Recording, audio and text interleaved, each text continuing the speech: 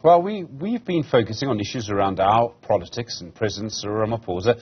There are other issues playing out around the world which also have a huge impact on us and provide lessons for us.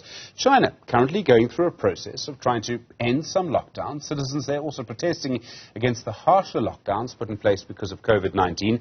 We know the Chinese economy's taken a huge knock. In other words, there hasn't been as much demand for the raw materials that we produce. For example, platinum. Ivor Chipkin is the Director of Government and Public Policy. They recently published a book called The Rise and Fall of Imperial China. Ivor, good afternoon to you. China has a huge impact on us. It's a feature of our globalized world.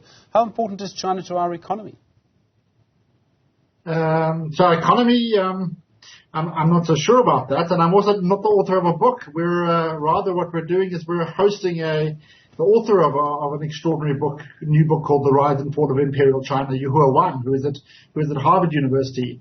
And the idea is to focus less on such topical issues as the relative size of the Chinese economy in South Africa, but more to think more of longer-term historical patterns. So I'm sorry to disappoint you in that regard. No, my mistake. There's plenty to talk about because China's had similar problems to us. It had issues around corruption at some point. How's it been able to deal with the kind of problems that we also face?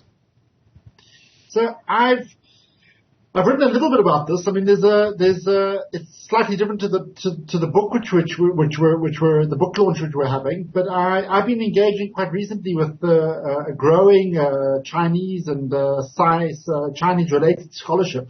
There's, for example, a very interesting book which came out about 2 or 3 years ago by a Singaporean scholar, Yung Ang, called The Gilded Cage.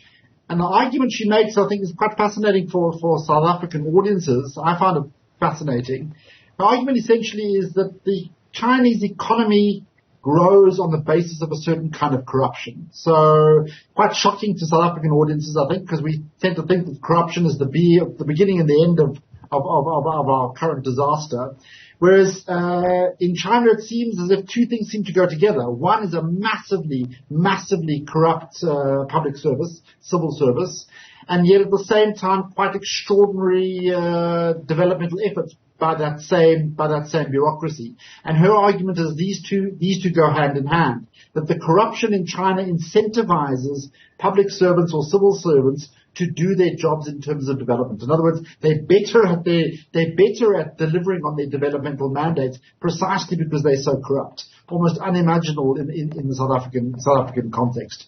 So I do think that China is a very interesting site to start thinking around some of the debates that we're having in South Africa. And that's really why this book, The Rise and Fall of Imperial China, I think is so interesting. It puts its finger on some dynamics in Chinese history which I think speak quite closely to some of the dynamics in contemporary South African politics. I mean, it seems counterintuitive to me. I was always been under the impression that corruption basically made people weaker. It meant that you got poorer quality services, only rich people would get access to services.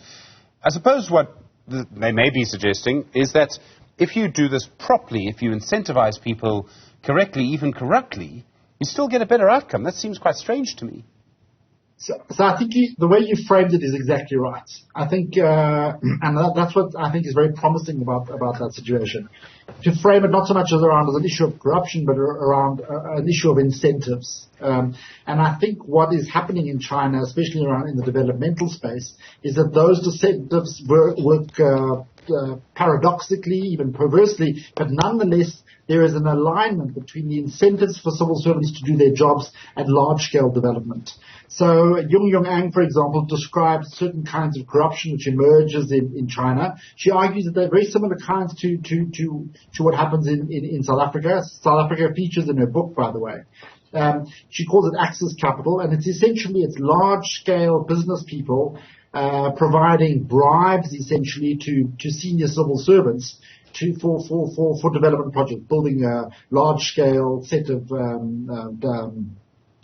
flat blocks of flats or infrastructure, or whatever it might be. So they're paying for preferences. We know this quite well in South Africa through the state capture period. We call that rent seeking, or we call that corruption. Yung Ang calls that access money.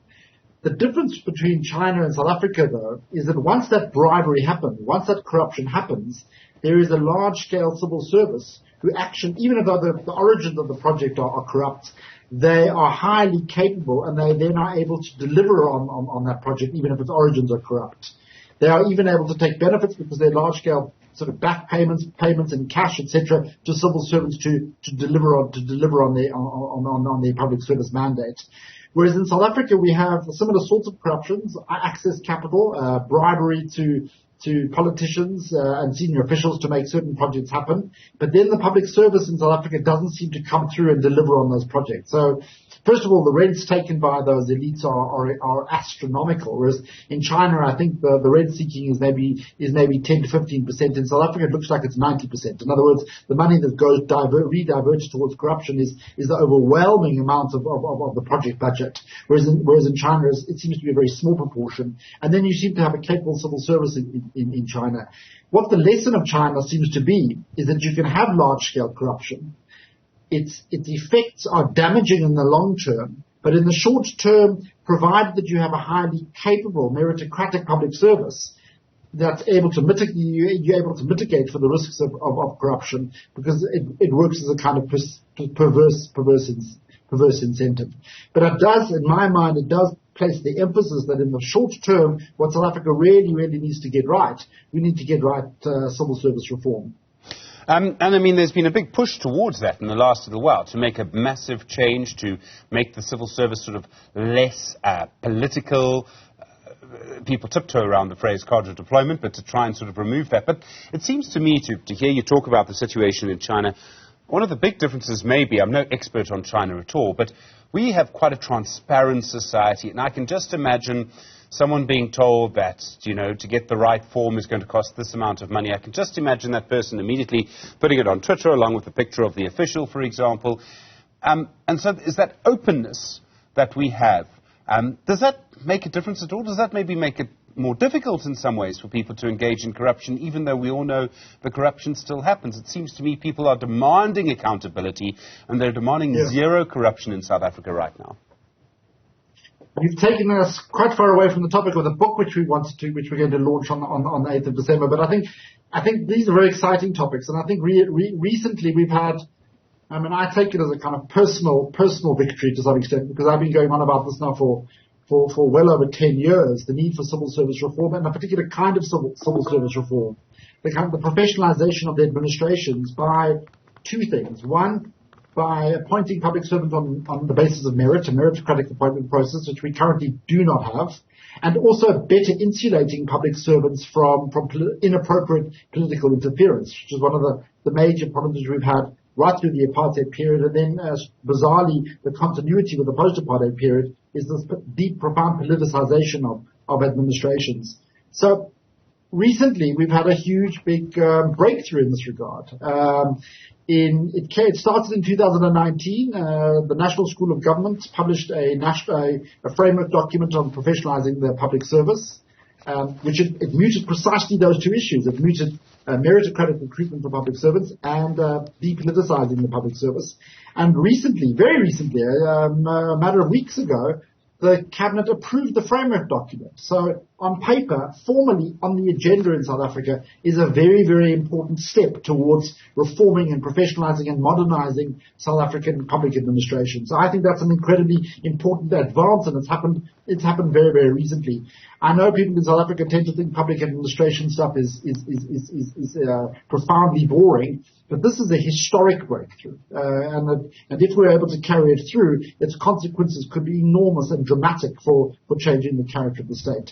You also put your finger on something else which is very important: a growing moodiness, a growing intolerance among South Africans and civil society organizations and advocacy bodies for corruption, but in particular in favor of transparency.